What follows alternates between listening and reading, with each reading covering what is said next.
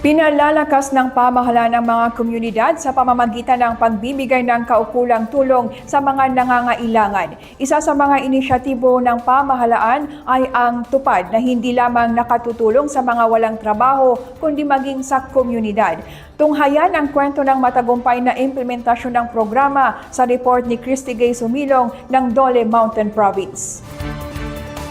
Malaking tulong para sa komunidad ng Panulong sa Sagada ang pagkakaroon ng programang tulong panghanap buhay sa ating disadvantaged displaced workers o TUPAD. Naging daan ang TUPAD sa barangay upang mabigyan ng mas maayos na daan ang mga estudyante at sa restorasyon ng irrigation systems.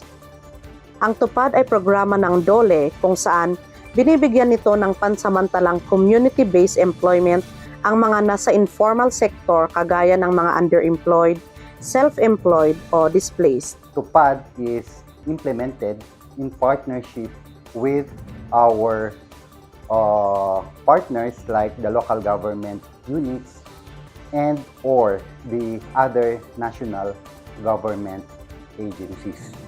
So either they will be in Mountain Province, usually TUPAD are implemented to improve or to clear or to clean public spaces. Like for example, cleaning irrigation canals, not only cleaning but improving and also clearing those that are affected by slides. Okay, debris removal also and other community repairs or maintenance work. This also includes sanitation activities. Okay? So after the completion of the work, they receive, of course, their wages. Nagpapasalamat naman ang lokal na pamahalaan ng Panulong sa DOLE sa pagbibigay nito ng pagkakataon na mapabuti ang kalagayan ng kanilang barangay sa tulong ng TUPAD.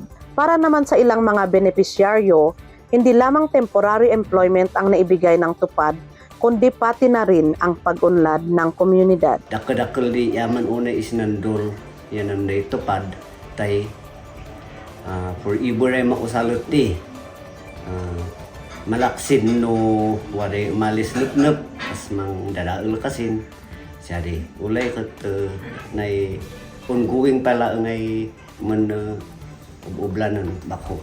Jadi nadakol ay pagkawisan tay wade sinulbalo to sas nano wade sumaro no slimlem wada na sinulbalta ko ay dakol ay sinulbalta ko slan sana krasa ay sana at least wada nan ublan ngay ko ya min labuan migra dito tawat no wade usaran di anak may maka-eskwela ya nanta pinay magastos is nan kusinami ya salamat tay wada nan wadalot matuping minan nay neupo nay kalsami umis na eskwelahan tabakon pitak nan madaldaan ng umay mag-eskwela yung Christy Gay Sumilong ng Department of Labor and Employment Mountain Province, serbisyong DOLE sa Bagong Pilipinas.